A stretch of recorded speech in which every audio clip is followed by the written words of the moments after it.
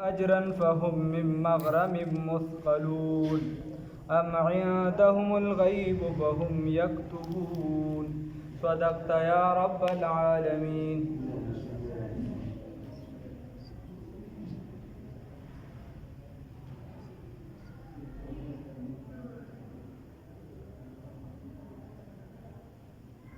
الله رب العزت په دې آیات مبارکه کې خپل خپل پیغمبر محمد رسول الله صلی الله علیه وسلم ته فرمایي او پیغمبره صلی الله علیه وسلم ولته د دینه پیسې غواړي فهم من مغرم چې دغه پیسونه دا په بوج کې او په تاوان کې دي فهم من مغرم پس دوی له تاوان نه مثقلون درانه دي. بعضې وخت یو کس هغه چې د دین کار نه کوي خو د پیسو د وجې لرې تښتي، نو خدای پاک وایي چې ته ورته دا ووایې چې ولې ته دې پیسې الې چې د دې وجې دي د دین نه لرې تښتي درانه دي. داسې څه خبره ده؟ داسې خو هم نشته، پیغمبران خو دغه هم نه کوي. نو د دې وجې دا خبره هم نشته.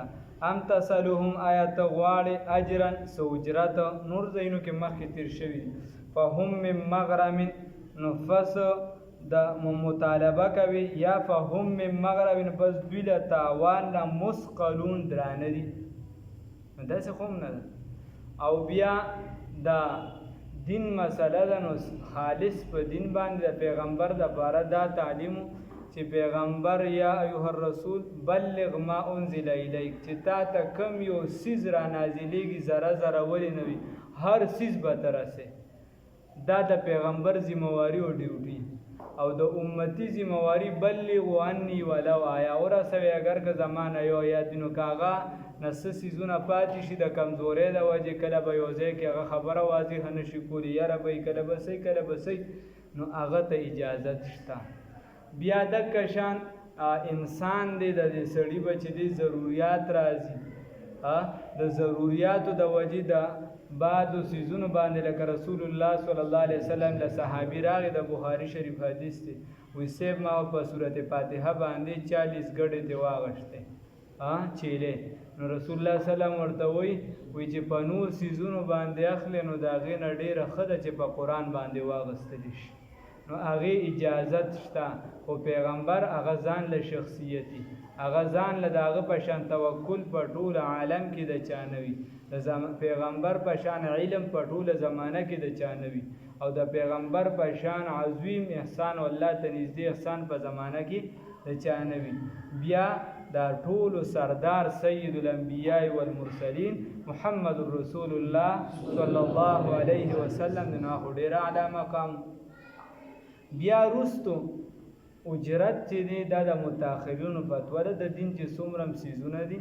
که چېرته ته مثال پته وه دا خاریي چې کوم دي دای خو د خطیب ځان له تنخوایي، یا اسلامي حکومت چې به کوم د عام عالم امام ځان له تنخوایي، د مؤذن ځان له تنخوایي، د خادم ځان له تنخوایي، که چېرته ته دا سیزونه کټ کړي یا د مؤذن یا وغیره نور سیزونه، نو بیا به خلک د دین چې دی سربسته کوي، بیا خو به خلک وایي چې بس دی کو د دنیا د سره څه شته نه، تصور به ختم شي، د سره به هېڅ څه به بیا نه کوي. نو چې د چا ضرورت وي هغه به طورې ضرورت قوم دې را جمع شي، د سره د تړي نه هغه له زیاته ورکړي چې پکې تړي ته ضرورت را نه شي. استاد محترم مفتی اعظم پاکستان مفتی محمد زرولی خان صاحب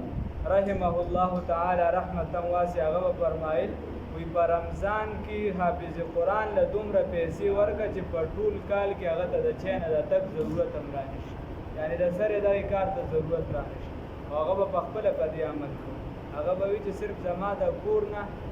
1 لاکو نه واخله 2-3 لاکو پورې دا حافظ قرآن له راوړي، صرف زما د کور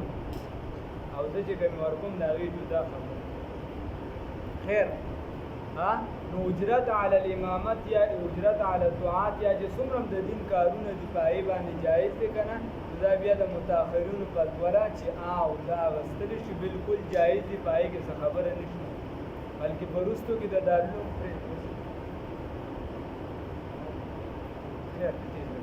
د دارالعلوم دیوبند فتوا هم ده په وروستو کې، او د ټولو د جواز قایل، لهذا په دغه څیزونو کې څه خبره نشته. که څوک پکې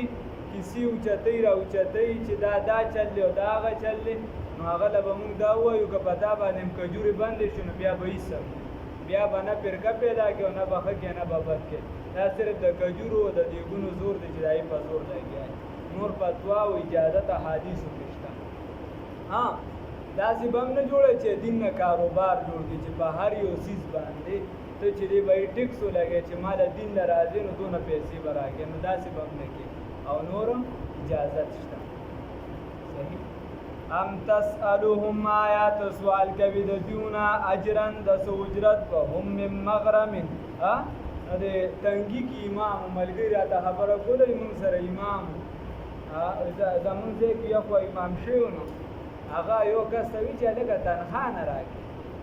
بیا هغه ورته وي چې زه خو غریب یم ما له به مخکې امام هم پیسې نه اخېستې هغه ورته چې غریب یې بیا منزله مه راته داسې به هم نه کوي ام تسألهم آیات سوال کوي د دیونه اجرا د څه اجرت فهم من مغرم چې دي دا پس د فهم نو بس دوی من مغرب د تاوان نه مثقلون درانه دي ام عندهم یا د دوی سره الغیب د غیب خبرې دي دي سره غیب دی او هم یکتبون چې د هغې نه لیکل کوي دي سره سره یا غیب دی چې د هغې نه لیکل کوي او دا خبر یو جوړوي د ځان نه روباسي چې زموږ دپاره عذاب نشته بیا وایي چې انسانان به دوباره ژوندي کېږي نو دا به نه کېږي او دا به نه کېږي فاصبر نو صبر کوه لحکم ربک دا حکم د رب خپل ولا تکونو مکیږه که صاحب الحوت په شان د خاوند د مۍ د حضرت یونس علیه السلام په نوم مستقل صورت هم تیر شوی دی هلته مفصله خبره شوې ده او ځای په ځای تذکره هم تېره شوې ده حضرت یونس علیه السلام د عراق په موصل صوبه و نینوا علاقه کې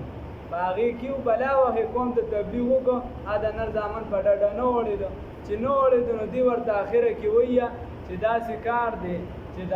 الله رب العزت وایي چې خبرداري ورله ورکړه نو دې ورته وایي چې خبرداري درله درکومه د الله عذاب به راځي او په 3 ورځو کې به در باندې راځي او دا دای نښې دي نو چې راجدا شو دې وایي چې واه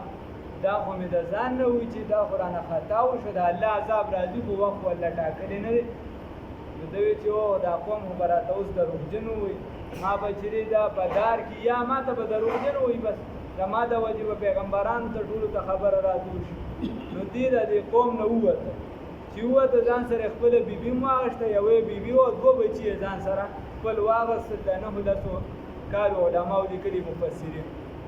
چې کله روان شو نو بس د الله امتحان په لاره کې سپین روبي کسان راغلل او ده ته یې وي دا د څوک ته وي دا مې بیبي ده وي راکړه دې خو د لاسه یې ونیسله کلک او هغې ته ورسره ډېر لاسونه و هغې ته بوتله بیا چې روان دی ته نو په نیر باندې تېرېده دا یو بچی یې چې دی سیند و هغې ډډې ته کېنو او دا بل بچی به وي اول به اوږه واړم بیا به دا بل واړم علامه الوسي رحمه الله وایي دا دجله وه او نور علما وایي چې د فرات سیند خیر نو چې کله په دې سیند باندې دی وړېده نو دلته کې شر مخ راغی او دا بچی چې کوم په غاړه و دا یې ته وتښتو چې دا یې ته وتښتو نو هلته ده باندې ورخطایي راغله هغه بل دوی ته اوبه وړل تیز نیر و هغه ته اوبه وړل بس خیر چې سهاده په دغه ورتېر شو بل غټ سیند راغی چې هلته ورسېده اوس کښتۍ کې به تېرېده په کښتۍ کې چې کله دې وخته نو هلته کې یا په کښتۍ کې کسان زیات و یا ورته کښتیبان وي چې زمونږ هغه کښتۍ په منځ کې ګیره شو غولونو ګیره کړه نو هغه ورله وایي چې بهی زمونږ دا تجربه ده چې کوم غلام د اکا د حکم نه بغیر راشي روتښتي نو هغه بیا د هغه د وجې ټوله کښتۍ ډوبېږي که څوک داسې وي نو هغه دې د کښتۍ نه خپله ټوپ کړي چې موږ ټول غرق نه شو ده چې سوچ وکړو دې ورته وایي چې ما ولې لاندې زه ټوپ کړم هغې به چې شکل و شباهت ته کتلې دا خو د غلام نه دی نو هغې به ورته چې نه خیر بیا یې 3 پېرې قراندازي وکړه هره پېره به ده په نوم باندې راوتله نو بس هغې سیند ته ورګزار کړه چې ورګزار یې کړه هلته مایې په انتظار و هغه تېره کړه خو الله رب العزت ورته ویلي چې دا ستا خوراک نه دی هغه ساتلي نو په دغه دغه کې په اوبو کې مختلفې تیارې وي یو تیاره د اوبو وه یو تیاره د شپې وه یو د هغې د خېټې وه دغه ټولې تیارې بعضې علماو د پاسه پې وریځم او په دغې نو دغه ټولې تیارو کې د الله رب العزت ته جاري شروع کړه لا اله الا انت سبحانك انی کنت من الظالمین دا دعا یې شروع کړله د دې وجې حدیث کې راځي وی دعا د هغه چې هغه په مصیبت کې هغه دعا د ظلمون ده، یعنی دعا د یونس علیه السلام ده. په دې سره چې ډېر مصیبتونه د انسان نه ختمیږي. لا اله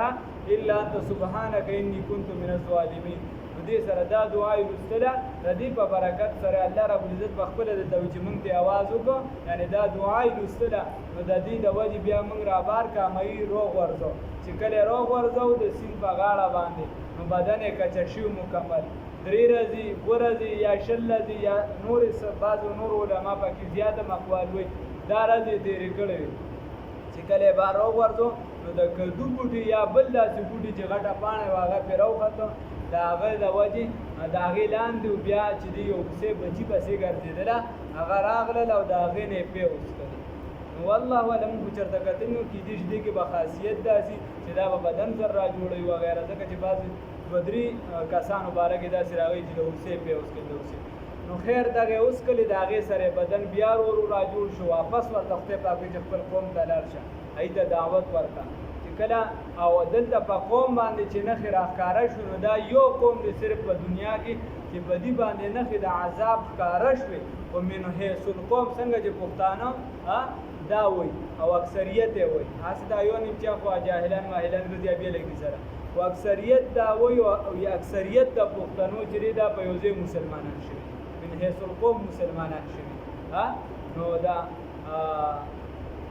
یعنی دا نن تقریبا خبرونه بابک تقریر کوو نو خو د سیاسي درجه خپلې کیسې پیسې د نن سبا د حالات مالات جوړ شوي، خو یو یې پکې دا وکړل ورنه اوسه پورې به ډېرو کسانو خاص کر دا هم فکره خلک چې دا به بالکل نه منله. نو هغې یو دا وي چې څنګه من حیث القوم پښتنو تاسو مسلمانان شوي نو مطلب داسې من حیث القوم راپاسې وغیره، خو لکه من حیث القوم چې تاسو هر څوک ته خپله نقطه راوچتوي موږ خو ته خپله راوچته کړو. نو خبره داسې ده چې دغه من حیث القوم هغې باره ووتو الله رب العزت ته ټولو په یو ځای توبه وباسله. نو چې یو ځای باندې توبه وباسله دا یو قوم داسې دی الله په 11مه پاره کې وایي چې الا قوم چې د دې دا قوم چې دې باندې عذاب اثرات هم ښکاره شو، نور مختلفې وجې دي، خو لیکن الله رب العزت د عذاب اثراتو نه پس هم دي ته چې دې دغه عذاب یې ترې لرې کړه. بس د الله خوښه مختلف وجې دي، ماته غټه وجه ده بس د الله خوښه الله ته عذاب واپس الله رب العزت. نو دلته د قوم اجتماعي ته ورته توبه کوله په حقه په سچه. نو دا او یونس علیه السلام چې کله را روان شو نو په لاره ورته یو قافلې سره یو بچي مخې ته میلو شو، هغې ورته وي دا کم دی، وي دا موږ اوبو کې راټینګ کړه، هغه بل نه بل وي داسې د ده په شان یو ماشوم دی پلانکي ځای کې یو شپونکي سړی دی او هغه وایي چې دا ما دا شر مخ نه را خلاص کړی دی او لږ زخمي و هغه له علاج ملاج کړی دی، نو که هغه ستا وي چېرته هغه هم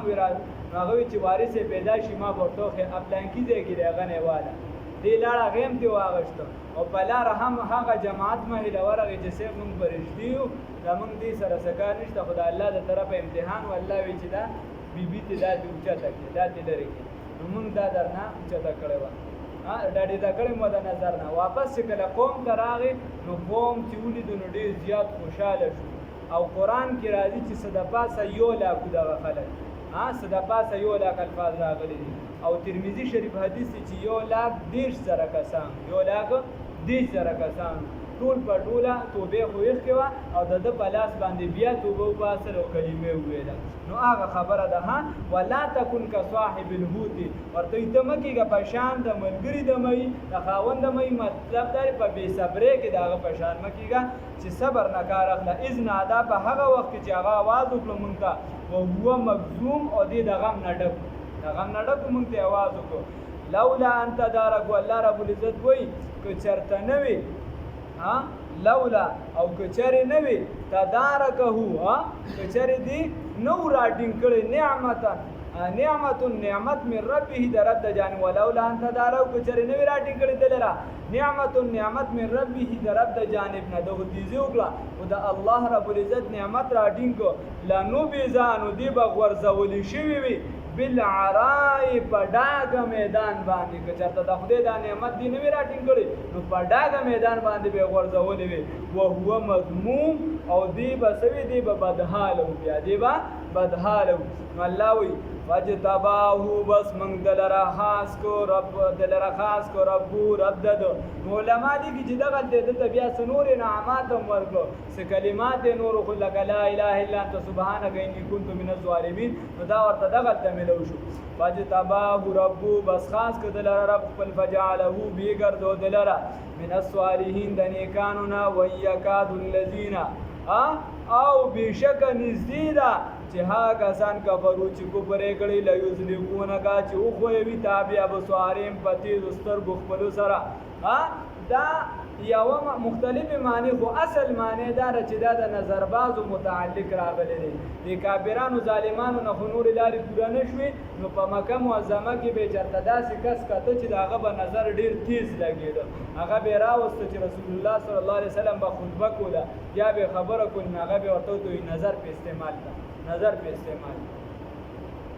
نو دا نظر باز و حدیث کی راضی رسول الله صلی الله علیه وسلم فرمای العین حق نظر لګیدل دا حق دی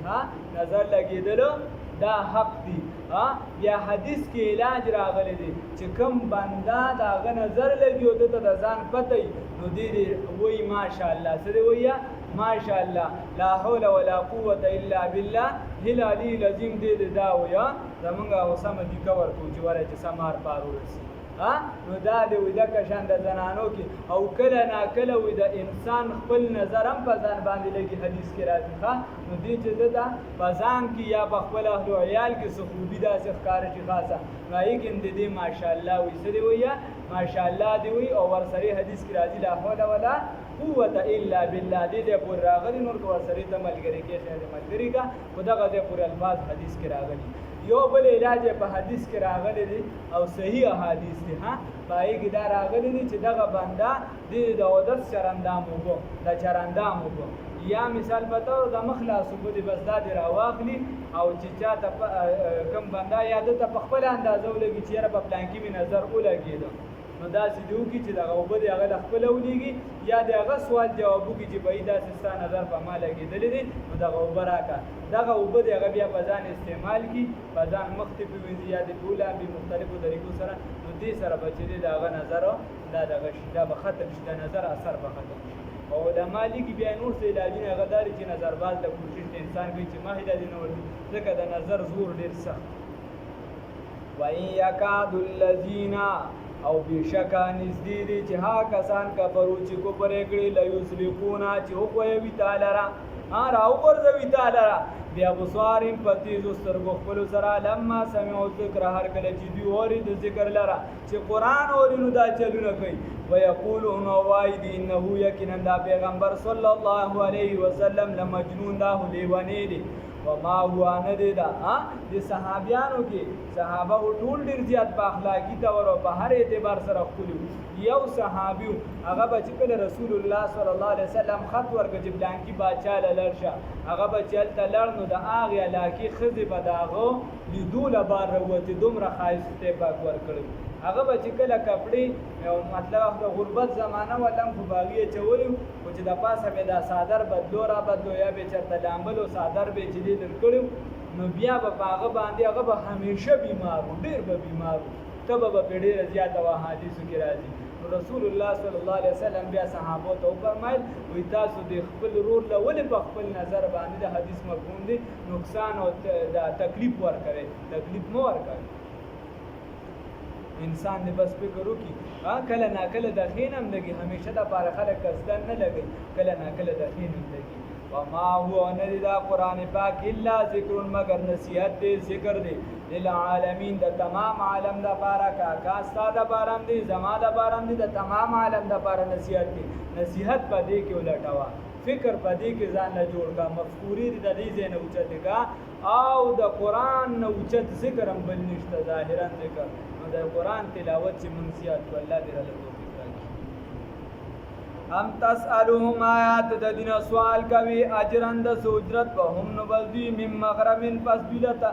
فهم بذی مم مغرمن لتاوان مسقلون درانه دي پس دې تاوان درانه دي ام عندهم الغیب آیات د سره غیب دي فهم یكتبون دي داغینه لیکل کوي پس دې داغینه لیکل کوي فاصبر لحکم ربک بصبر کو د حکم در خپل ولا تکن کا صاحب الهود او تمګل د بشان داغه خاوند مې اذنادا په هغه وخت کې چې هغه आवाज وکړ موږ ته وهو مغزوم او دی لغم نډکو لولا ان تدارکه بچرته دل نه وی راټینګ کړي